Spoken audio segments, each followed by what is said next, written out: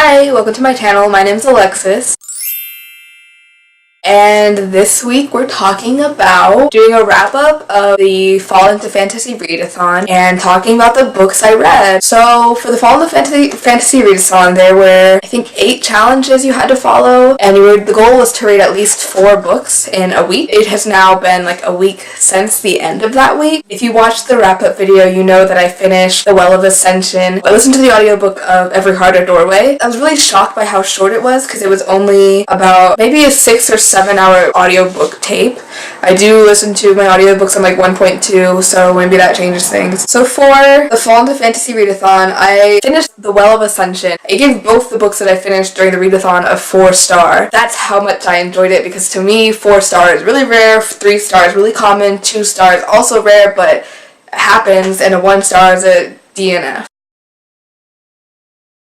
I'm just going to update the reading that's been going on this week in my life. Since the readathon, I listened to the audiobook for The Unseen World by Liz Moore. It is a book that I read for my book club. The reason I gave it such low stars, 2 stars for me, is like I wouldn't recommend it. Also, I'm going to say I'm disappointed in this book because Rick Riordan gave it a 5-star. For me, 5 stars is like, wow, incredible, you gotta read it. 5 stars is like a really amazing thing. Not every book that you really enjoy is a 5-star. I'm just going to read the blurb for The Unseen World and then talk about why I didn't like it. Ada Sebelius is raised by David, her brilliant, eccentric, socially inept single father who directs a computer science lab in the 1980s era Boston. Homeschooled, Ada accompanies David to work every day. By 12, she is a painfully shy prodigy. The lab begins to gain acclaim at the same time that David's mysterious history comes into question. When his mind begins to falter with Alzheimer's, he leaves Ada virtually an orphan. She is taken in by one of David's colleagues, Liston. Soon she embarks on a mission to uncover her father's secrets, a process that carries her from childhood to adulthood. What Ada discovers on her journey into a virtual universe will keep the reader riveted until the Unseen World's heart-stopping, fascinating conclusion. So the main reason I was disappointed in this book was because I read it for a sci-fi fantasy book club, and if you look on the Goodreads how it's listed and what genres,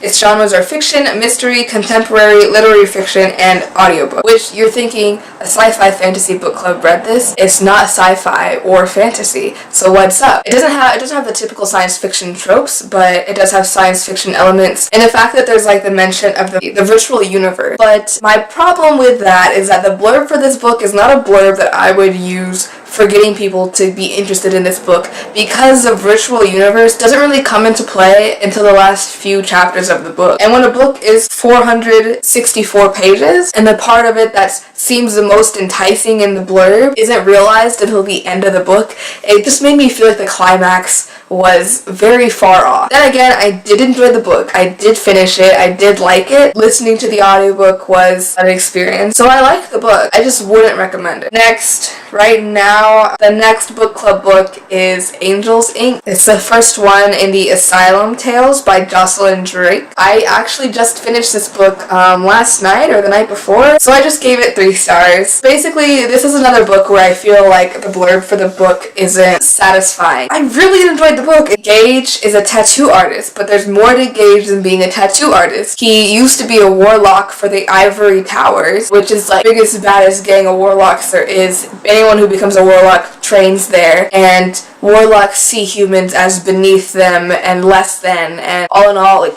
just look down upon humans. And so Gage never wanted this life. He never wanted to live in this world. He never wanted to be a warlock. But once you are discovered to have warlock abilities, you are either brought to the Ivory Towers and trained to become a warlock, or you're killed. So it seems like most would choose to just go to Ivory Towers and live. And that's what Gage did, except when he turned 16, he runs away from the Ivory Towers, which is something no one has ever done in the centuries that warlocks have been in the Ivory Tower. And so the book is about, him trying to maintain normal human life. Since he's abandoned the Ivory Towers, their circumstance was that he's never allowed to use magic again. He's only only allowed to use magic in self-defense. This is bad for him because his mentor, a warlock named Simon, has always wanted Gage dead. Other tattoo artists in his shop are Trixie and Bronx, and I appreciated that there was no love triangle in this book. This urban fantasy city that they live in lives with the knowledge that there are mythical creatures, there are satyrs, there are elves, there are trolls,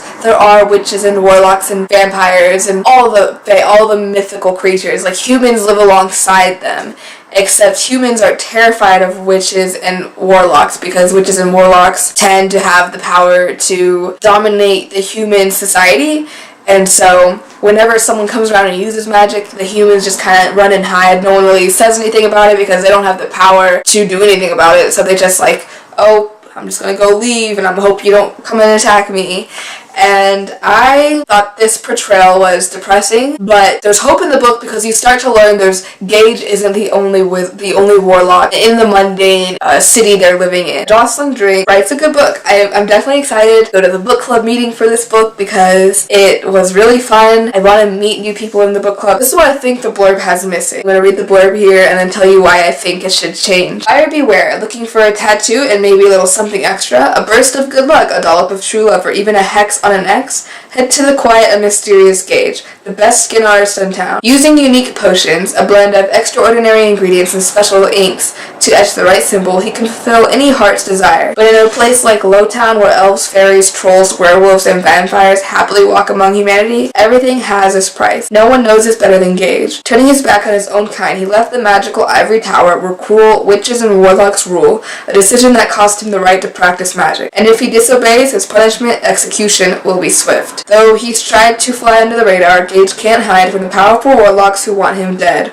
or the secrets of his past. But with the help of his friends, Trixie, a gorgeous elf who hides her true identity, and a hulking troll named Bronx, Gage might just make it through this enchanted world alive. So I think that's a decent blurb. It just doesn't really, you're thinking, cool, so this guy's a tattoo artist who gets into trouble and is running from warlocks. That's really cool as it is. But the main cover, Angels Ink, makes you think there would be something mentioning about this in the book. And that's where I think it faults, because the main premise of the book, what you really learn in the beginning of the book, so this isn't a spoiler at all, is that there's a woman who comes into the tattoo shop who says she has cancer and says she's dying and she just wants some angel's wing tattoos on her back so that when she dies, she can finally fly, because she hasn't flown before, It was really cute, but the rest of the book is him trying to undo those things that happened to Tara. There's also things with Trixie's and Bronx's life in, and I think it's a well-written novel, and I really enjoyed it, and I definitely recommend it, because it's really fun, and I'm going to be reading the next when I get the chance. This weekend, I'm finally starting Temper,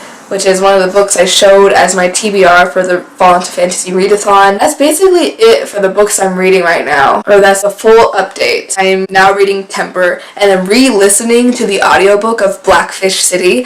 Oh, I'm going to do a special review video just on Blackfish City, because I really, really enjoyed it. It definitely is one of those books that the first time I listened to it, I didn't get everything out of it that I could have, and now listening to it the second time, I'm seeing okay, because there's so many points of views and so many storylines. With that being said, thank you for spending some time with me today. I hope you got something good out of this video, maybe a good recommendation, maybe you'll read Angels Ink, anything. Comment down below and let me know what you think of these books, if any of them you're super excited to read or listen to. Until I see you next time, bye!